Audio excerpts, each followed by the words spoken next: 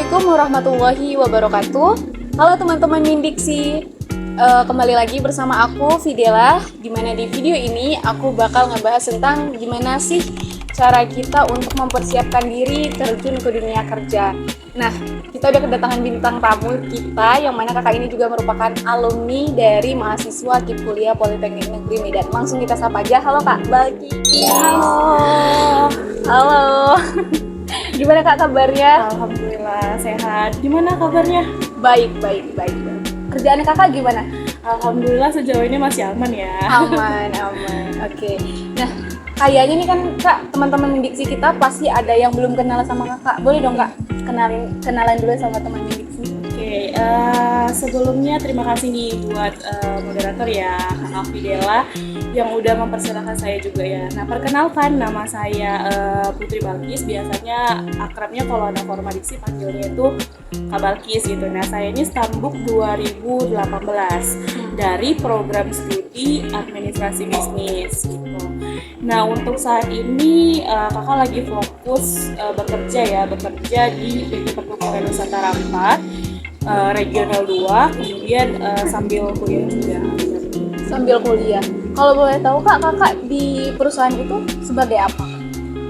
Kalau di PTPN Regional 2 ini kakak sebagai kerani sebagian pemupukan. Oh begitu ya Kak. Langsung aja nih ya Kak, Iya, kita boleh. bahas. Kalau kita ngomong-ngomong soal kerjaan nih Kak, yang pertama kali itu ya melamar lah ya Kak. Dimana kita harus bisa bikin CV yang menarik. Bisa diceritain nggak sih Kak, waktu kakak bikin CV untuk melamar di perusahaan kakak? Oke. Biasanya CV ya. CV itu biasanya kan disebut juga sama resume juga Iya, gitu kan.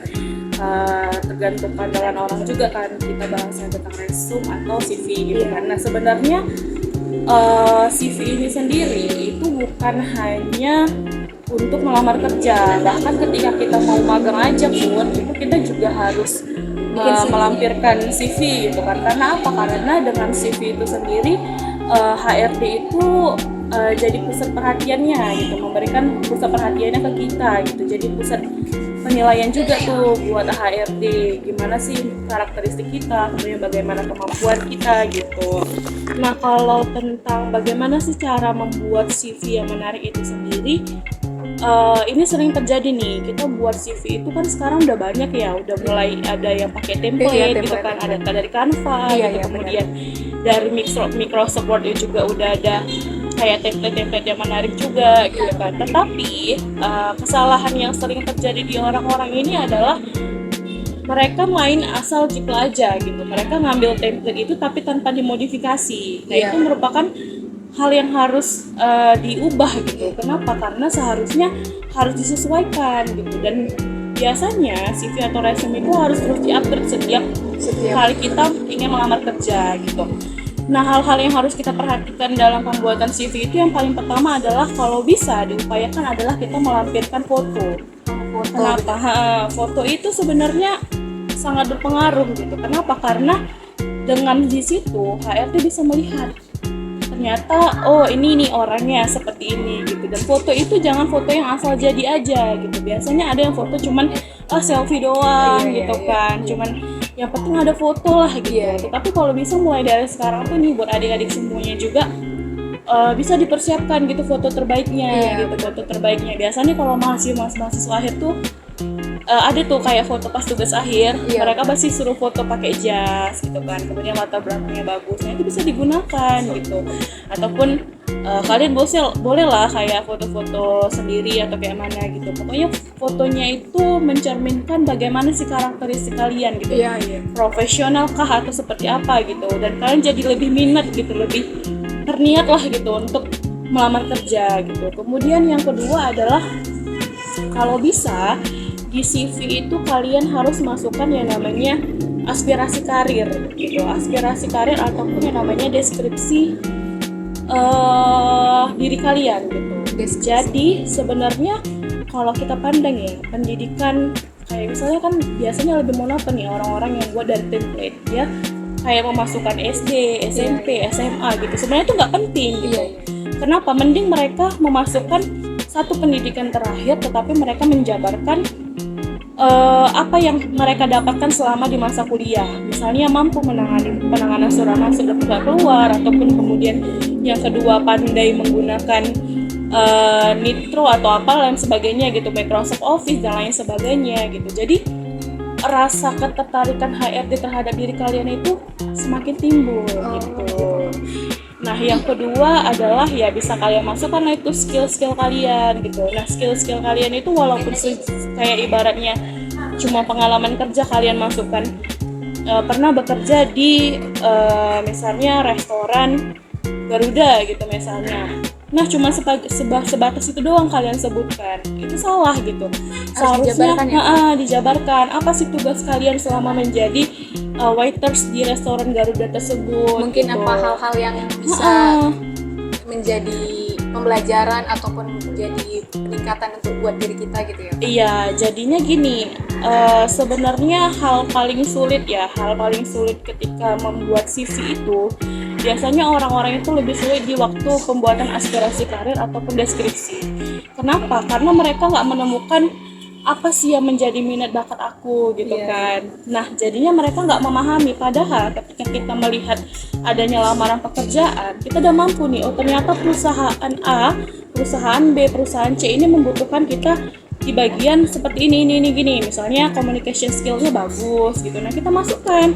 Misalnya secara aspirasi karirnya kalian buat nih lulusan dari S1 manajemen Universitas Gadjah Mada seperti itu, memiliki pengalaman di bidang organisasi, memiliki communication skill yang bagus, kemudian secara leadership skill-nya bagus gitu-gitu. Jadinya ada rasa ketertarikan HRD tersebut. Gimana kita harus benar-benar bisa merancang CV ini agar HRD ataupun yang membacanya tertarik dengan profil kita gitu ya. Jadi dia sifat CV ini tuh jangan sampai monoton gitu. Jadi kayak cuman hal-hal penting aja gitu. Kalau bisa semuanya dijabarkan tetapi tidak terlalu panjang, tetapi dia singkat, padat tapi jelas gitu. Benar sekali.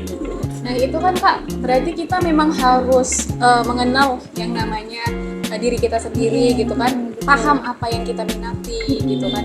Jadi menurut Kakak tuh banyak kan mahasiswa ataupun orang-orang yang ketika bikin CV itu mereka nih kurang memahami gitu apa yang menjadi minat dan bakat mereka. Kalau dari Kakak sendiri ada nggak sih Kak gitu cara agar kita ketika membuat CV ini kita lebih mengenal diri kita gitu Kak? Iya, oke. Kalau kita bahas tentang minat sama bakat ya, sebenarnya setiap orang itu pasti punya bakat terpendam masing-masing gitu ya nggak sih? Iya. Nah, misalnya dari dalam hal kayak menulis gitu, kemudian ada yang hobinya melukis gitu. Nah, yang paling utama adalah kalian harus amati dulu apa yang menjadi kesukaan kalian dan apa yang paling kalian kuasai. Jadi ibaratnya, ketika aku menggambar, aku menghasilkan hasil yang bagus nih, hasil yang memuaskan lah gitu buat orang banyak, buat diri saya sendiri gitu, dan hasilnya bener-bener perfect gitu kan. Nah, jadi dengan kita cara memahami itu, otomatis kita tahu nih ternyata bakat aku ada di menggambar nih gitu kan. Kalau udah punya menggambar, berarti aku ada ketertarikan sebagai desainer atau sebagai arsitek atau lain sebagainya gitu kan. Nah, kemudian yang kedua adalah kita bisa sharing sama orang-orang terdekat kita kan, ibarat kita punya bestie nih kan. Nah, punya bestie itu kan biasanya menurut kau tuh aku tuh apa sih gitu kan, minat aku nih apa sih, keunggulan aku nih gitu kan. Kita tanya ke pihak ketiga gitu ya. Gitu, jadinya dengan pandangan, kadang kita terlalu minim untuk memandang diri kita sendiri. Ternyata orang lain tuh lebih memahami kita. Gitu. Iya, makanya kita butuh ruang supaya orang itu menilai kita itu seperti apa. Kemudian yang ketiga itu sebenarnya sekarang itu kan serba teknologi ya. Sebenarnya apa-apa itu udah ada di website, kemudian apa-apa itu udah ada di Instagram, TikTok maupun YouTube dan lain sebagainya gitu kan. Nah, jadi untuk mengasah minat dan bakat itu sebenarnya sekarang udah banyak disediakan di platform manapun gitu kan. Misalnya ada tuh namanya assessment yang dia menentukan tes minat dan bakat kita. Kalau di website sendiri tuh biasanya ada kayak biropsikologi.com gitu, kemudian ada skill.com atau sebagainya gitu. Biasa kalau kalian cari di search aja gitu kan, tes minat dan bakat online ini otomatis pasti udah muncul semua. Bisa langsung gitu. kita cari dari web atau kita tanya ke teman-teman kita atau kita mengamati diri kita sendiri dari apa sih keunggulan kita sekecil apapun itu gitu betul, ya. Betul. Nah, lanjut nih kan Kak, ngomongin soal pekerjaan. Selain dari bikin CV atau bikin resume, itu kan kita juga wawancara nih Kak, sisi wawancara. Dulu Kakak tuh bisa diceritain nggak sih Kak pengalaman Kakak ketika Kakak wawancara di perusahaan yang sekarang? Oke, jadi sebenarnya sedikit cerita nih ya. Kemarin itu sebenarnya sebelum Kakak di tempat kerja ini, sebenarnya Kakak udah magang di situ gitu. Kakak tuh magangnya setahun, 1 tahun magang di tempat ini gitu, sampai pada akhirnya Kakak harus menunggu 2 bulan penghabisan magang Kakak baru Kakak masuk menjadi karyawan di situ gitu. Karena kan ketentuannya kalau dari FHCI BUMN kan dia 6 bulan gitu kan, 6 bulan. Kemudian Kakak mau dimasukkan jadi karyawan ternyata belum lulus gitu kan. Jadi salah satu caranya adalah ya udah nggak apa-apa, kita lanjut aja dulu magang part 2-nya. Kakak lanjut magang keduanya selama 6 bulan lagi. Jadi Desember ke Juni ke Desember lagi. Padahal bulan Oktobernya di magang kedua itu Kakak udah wisuda. Udah wisuda gitu kan. Jadi sebenarnya abis wisuda itu Kakak bukan dapat langsung kerja, tetapi Kakak masih menyelesaikan tugas Kakak sebagai mahasiswa magang di tempat kerja Kakak yang sekarang gitu kan. Kemudian di bulan satunya pas 1 Januari 2022-nya barulah keluar SK Kakak gitu kan. Barulah situ Kakak mulai melaksanakan sebagai Keranis sebagai mengumpulkan tadi gitu sampai dengan sekarang gitu. Nah, kalau bahas tentang wawancara, jadi wawancara itu udah Kakak alami dari awalnya Kakak magang gitu. Jadi Kakak itu waktu semester berapa ya? Semester 4 Kakak wawancara. Ya karena semester 4 wawancara itu kan dulu masih zamannya online tuh kan, karena kan COVID-19 juga kan, COVID-19. Nah, di wawancara itu sama kayak wawancara kerja, kita dibahas tentang bagaimana, coba deskripsikan diri kamu gitu kan, bagaimana keunggulan kamu, apa yang kamu bisa, seperti itu kan. Nah tapi ada satu satu pertanyaan yang memang Kakak waktu itu nggak ada pembelajaran ketika Kakak di kuliah gitu kan, betul. Tetapi Kakak memang harus, ini mau nggak mau harus dijawab nih seperti itu gitu kan. Ada dia ditanya seperti ini, kamu mampu menggunakan Tableau katanya gitu kan. Bahkan kalau mahasiswa sekarang mungkin kurang tahu juga ya Tableau itu. Saya sendiri kurang tahu sih kan. Tableau itu apa gitu kan, sejenis apa gitu kan. Tapi Kakak meyakinkan, itulah tugas kalian ketika kalian diwawancara. Jangan sampai kalian menunjukkan ketidaktahuan dan jadinya kalian minder sama pengetahuan kalian. Upayakan ketika wawancara kalian meyakinkan sama pewawancara itu bahwasanya aku ini pantas gitu, aku ini pantas untuk diterima di sini gitu. Jadi Kakak jawab seperti ini. Untuk saat ini saya belum memahami Pak gitu, untuk memahami tentang Tableau itu. Tetapi jika memang perusahaan Bapak membutuhkan skill tentang Tableau tersebut, insya Allah saya siap bersedia untuk terus belajar mulai dari sekarang sampai nanti ketika saya terjun di perusahaan Bapak, saya juga ikut serta dalam Tableau ini gitu, tentang pembelajaran Tableau ini gitu. Jadi kita bisa ada keinginan untuk mengetahui hal yang memang belum kita tahu gitu ya kan. Jadi kayak kita nggak cuman saya nggak tahu Pak, masa kuliah saya juga nggak tahu, nggak pernah dia pelajari tuh Pak gitu kan. Harus nggak pernah tuh Pak saya tahu tentang Tableau apa sih itu Pak, nggak tahu gitu kan. Nah jadi sebenarnya kalau wawancara yang baik itu kita harus menerapkan 3P. Yang pertama harus ada namanya preparation ataupun yang namanya persiapan gitu. Persiapannya itu mulai dari apa? Dari hal yang paling sederhana adalah segi penampilan kita. Penampilan kita aja dinilai gitu kan. Dari misalnya kalau secara offline mungkin kita menggunakan pakaian hitam putih, kemudian pakai sepatu yang formal gitu kan. Bagi yang cewek pakai pansus, kemudian yang bagi cowok boleh pakai sepatu pansus juga gitu kan, atau heels yang agak tipis-tipis gitulah kalau perempuan gitu kan.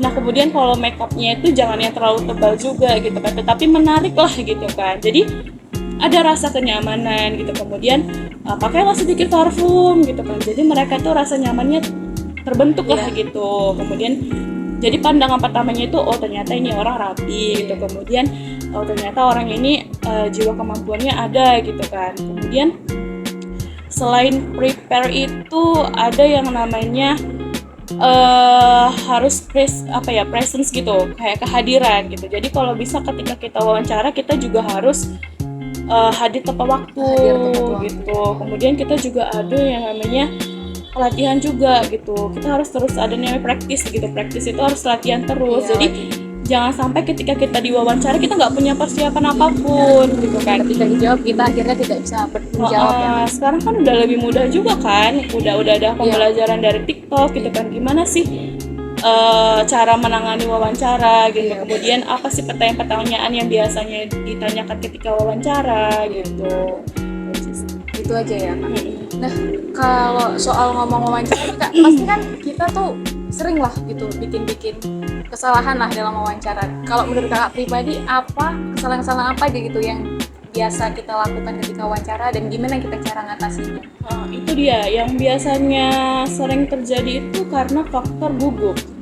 Gitu kan. Ketika kita gugup biasanya kita semua ngeblank gitu. Apa yang udah kita prepare itu kayak bener-bener aduh apa ya gitu, aku mau jawab apa ya gitu. Kemudian kalau bisa ketika kita wawancara itu jangan kayak cuman ini CV kamu, iya gitu. Kalau bisa kita kayak lebih Pak, aktif benar ya? gitu, Iya. ini CV saya Pak gitu kan.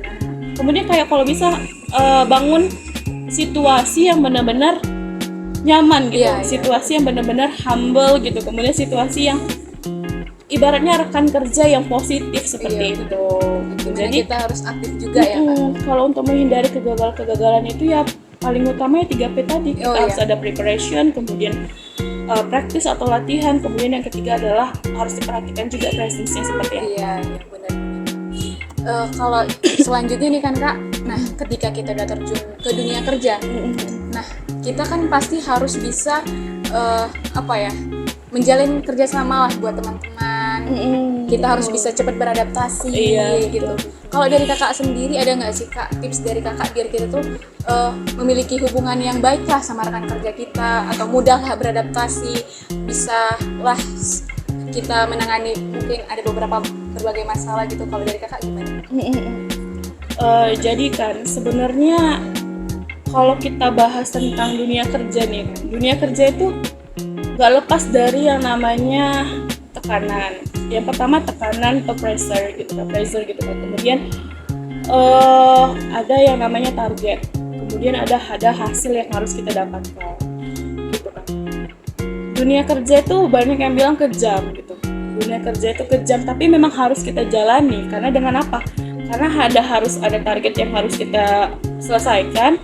Kemudian harus ada kebutuhan pribadi yang harus kita jalankan juga gitu kan. Nah, kalau untuk cara menjalin kerjasama yang bagus gitu kan antara sesama rekan kerja, yang pertama adalah kita tuh jangan hanya mau didengarkan, tapi kita harus jadi pendengar yang baik juga buat rekan kerja kita gitu kan. Kadang hal-hal sepele cuman hanya sekedar mendengarkan, tapi dengan cara mendengarkan itu bisa bisa memberikan feedback yang positif gitu antara satu sama yang lain gitu kan. Kemudian kalau bisa waktunya kita memberikan saran, kasih aja saran yang positif gitu kan, saran yang memang membangun lah membuat teman kita itu. Kemudian yang kedua adalah kalau bisa jangan sampai kita kayak di dalam lingkup yang benar-benar mau gosip aja gitu kan. Biasa kan kalau teman-teman nih kalau udah ngumpul apalagi sama-sama kawan-kawan yang sebaya gitu kan, maunya gosip-gosip aja. Kita harus tetap profesional gitu. Dan kita harus memilih-milih teman ya Kak, hindari teman-teman yang toksik gitu. Iya betul, kita kalau bisa bangun kelompok ataupun lingkaran yang positif gitulah ya kan.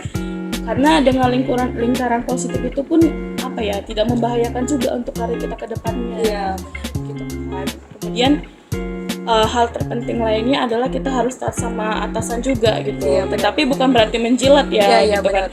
Karena sebenarnya ketika kita dekat dengan atasan pun ataupun kita membangun hubungan yang baik dengan atasan pun otomatis juga berpengaruh terhadap karir kita ke depannya gitu. Berarti itulah beberapa tips dari Kakak ya. Nah, nih kan Kak, ada nggak sih tips dari apa namanya Kak? Maaf, maksud saya pesan buat teman-teman Mindiksi gitu, buat terjun di dunia kerja gitu untuk mengakhiri podcast kita ini? Oke. Singkat kayaknya kita ya kan, terlalu singkat waktunya untuk membahas dunia kerja yang cukup luar biasa. Wah gitu ya kan, tetapi pasti insya Allah bisa dijalani gitu. Karena untuk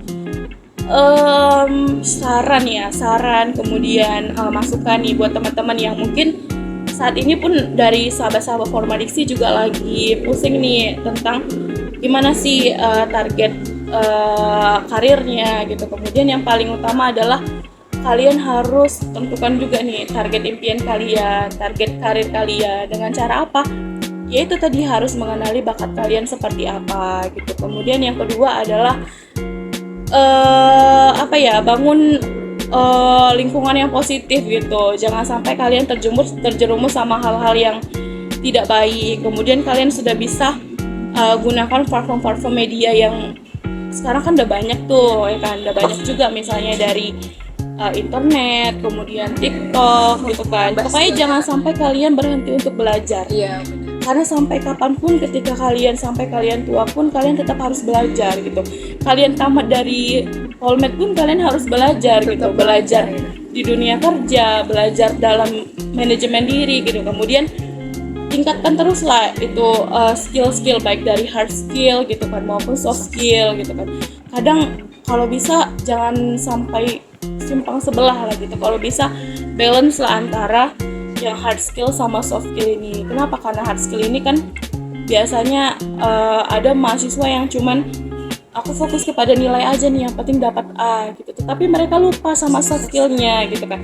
Nah soft skill ini bisa kita dapat dengan cara bersosialisasi gitu. Misalnya bagaimana cara self management, kemudian cara emotional managementnya kayak mana gitu. Kemudian leadershipnya kayak mana gitu. Dengan cara apa ya kayak gini? Kayak diskusi-diskusi santai gitu, sama kemudian kakak-kakak senior kita ya dengan kakak-kakak senior, kemudian dari teman-teman yang positif gitu kan, kemudian organisasi yang membangun seperti itu. Kemudian bisa juga lah kalian mungkin sekarang zamannya bangun personal branding gitu kan. Benar-benar. Dari sosial media itu bisa kalian tunjukkan ternyata apa yang bakat kita, apa yang gitu. menjadi keunggulan kita. Iya, misalnya hari ini kegiatannya nih podcast gitu kan, kegiatannya podcast bersama Kak Balkis gitu misalnya gitu kan, bisa seperti itu gitu kan. Kemudian besok hari ini ada tugas mengerjakan kelompok gitu kan. Jadi sebenarnya sekarang dunia kerja itu HRD itu juga menilai dari sosial media sosial media. Jadi kalau bisa janganlah kayak TikTok JJ gitu kan. Nah, kalau bisa dipergunakan platform media itu ke arah yang lebih positif gitu ya. Iya, benar. Mau TikTok itu kalian boleh sharing tentang pengalaman kalian ikut seminar ataupun cara misalnya kalian kan penggunaan SPSS gitu kan. Kalian buat tutorial cara penggunaan SPSS, kemudian tata cara buat surat menyurat yang baik gitu, kemudian cara accounting yang baik gitu. Itu bisa kalian manfaatkan semua sosial media kalian. Gitu sih. Intinya kita tuh harus tetap belajar, jangan bosan-bosan gitu ya Kak. Betul, terus harus tekun sama konsisten sih, benar. Iya benar-benar. Intinya semua sih ditekun dan konsisten juga. Iya, dan jangan pernah takut namanya kegagalan. Ingat, kegagalan itu adalah kunci dari sebuah keberhasilan. Dan ingat, setiap lelah pasti ada berkah. Dan setiap kegagalan itu pasti ada yang namanya keberhasilan. So you can do it. We can do it. You can do it. Nah, dengan selesainya pesan kakak ini sekaligus menutup podcast kita ya Kak. Aku ucapin terima kasih banyak kepada kakak Balkis udah menyempatkan waktunya dan mau berbagi pengalamannya. Semoga ini menambah wawasan teman-teman Mindiksi dan juga bisa menjadi inspirasi biar kita bisa biar kita tuh terus sharing juga ya kan, sharing sama-sama. Iya, sharing sama-sama mendapat insight dari video ini. Iya, benar-benar. Amin. Dan buat teman-teman Mindiksi, saya ucapkan terima kasih dan dadah. See you. Assalamualaikum.